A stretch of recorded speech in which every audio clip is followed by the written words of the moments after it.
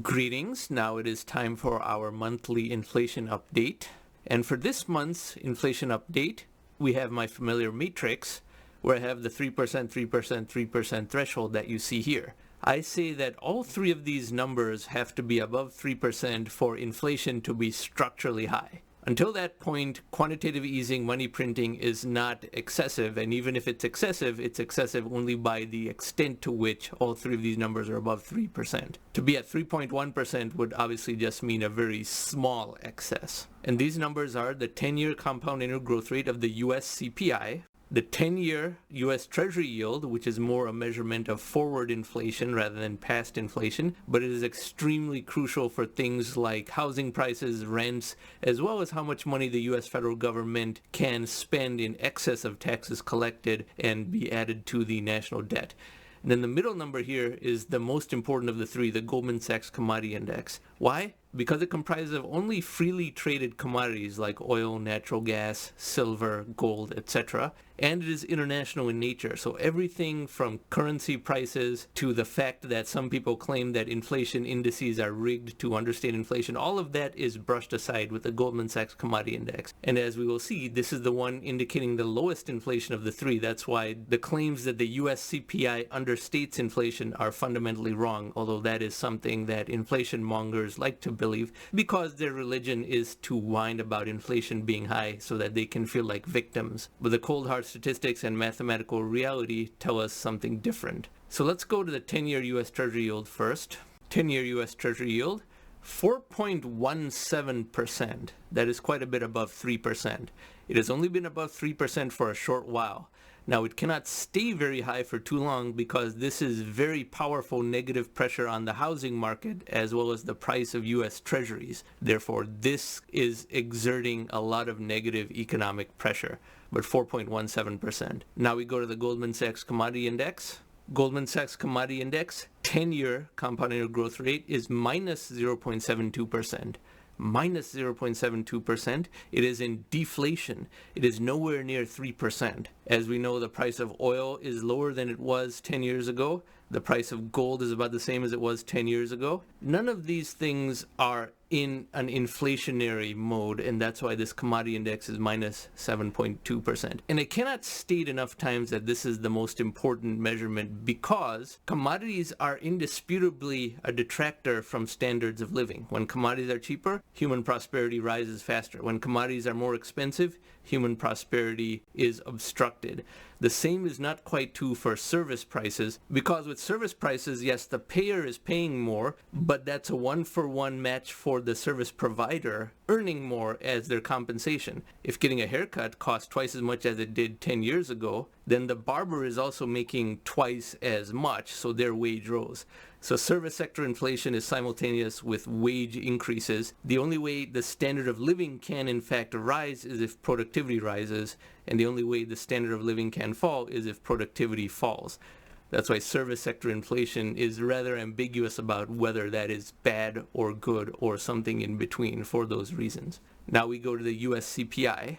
So this is the bls.gov website, and the links for this and other websites will be in the description box below as always. And this is the CPI index. And so to see the 10-year compound annual growth rate, you take the most recent reading, which is 304, and then the reading exactly 10 years prior, which is 233, and that shows the inflation over 10 years, and you take the 10th root of that to see what the average growth rate was over the last 10 years on a per year basis. Now we can scroll through the various time windows for visual effect. 1 month change, you can see that that flurry of high inflation is now going further and further in the past. And the same is true in the 2-month window, the 3-month window, the 6-month window, and even the 12-month 1-year window. That inflation blip is receding into the past and is becoming more and more of a non-event when viewed from a big picture perspective. But I can put all this into a table that we are accustomed to seeing, so I'll go there. So the July 2023 reading has been inserted into this table. 1 month, 2 month, 3 month, and 6 months. So to get the annualized number, the 1 month is to the 12th power, the 2 month is to the 6th power, 3 months to the 4th power, 6 months to the 2nd power square, and so forth.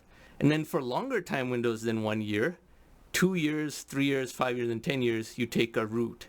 square root, cube root, fifth root, 10th root. And of course, the 1-year inflation rate is 3.3%.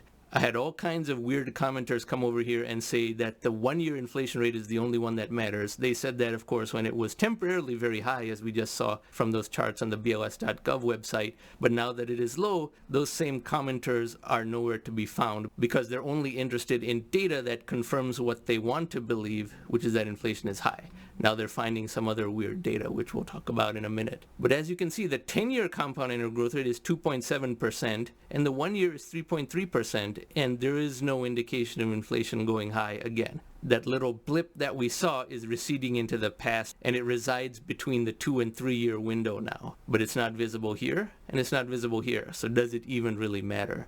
So now we go back to my scorecard. So we saw all three, the 10-year compound annual growth rate of the US CPI, the 10-year compound annual growth rate of the Goldman Sachs Commodity Index, the most important of the three, and the 10-year U.S. Treasury yield. So what are the readings that we just saw on August 12th, 2023? 2.7% for the U.S. CPI, minus 0.72% for the Goldman Sachs Commodity Index. It is in deflation. The most important measurement of the three is in deflation. That is why money printing should be continued and ramped up. It should not be clamped down. And this is the only one that's above 3%. 4.17% for the 10-year U.S. Treasury yield.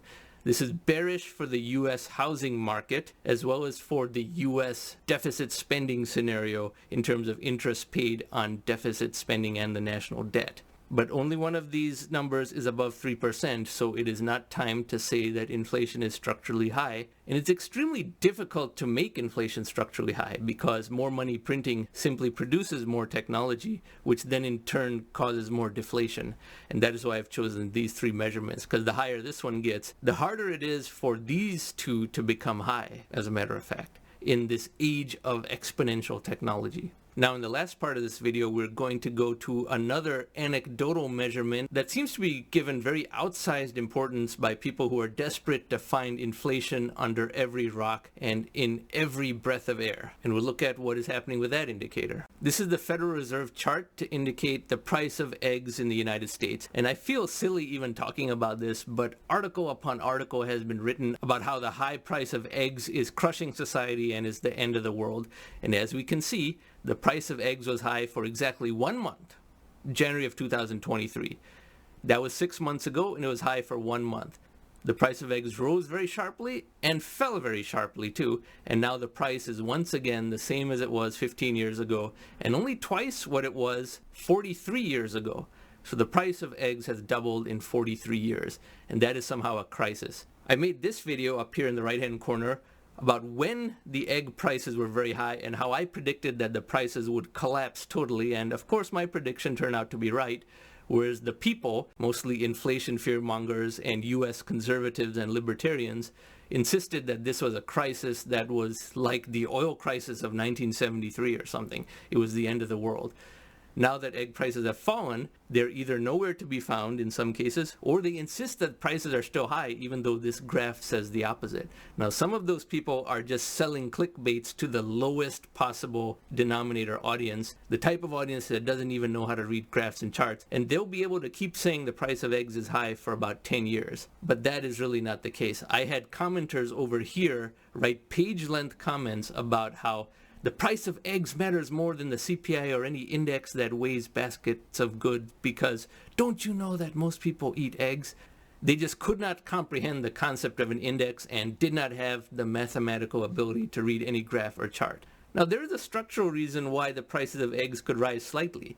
Higher standards of egg production are being implemented into law in the United States because pasture-raised eggs are not only more humane, but have much higher nutritional content than those factory farm eggs, which is when a hen lives their entire life in a shoebox-sized enclosure, and therefore the nutritional quality of eggs produced suffers.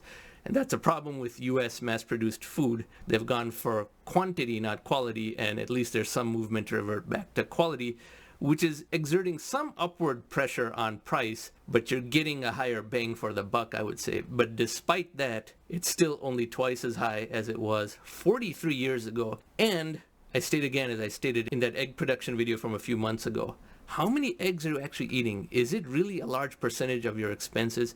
Even if you're a bodybuilder college student, it can't possibly be that large of an impact on your budget. If it is, you are one out of maybe 10,000 people. But this represented peak inflation scaremongering, and these people have not been cured of their insanity yet. That's why I did this 3-part video series you can see up here about how US conservatives and libertarians have utterly lost their minds about inflation, and they're not getting cured of this mental disorder.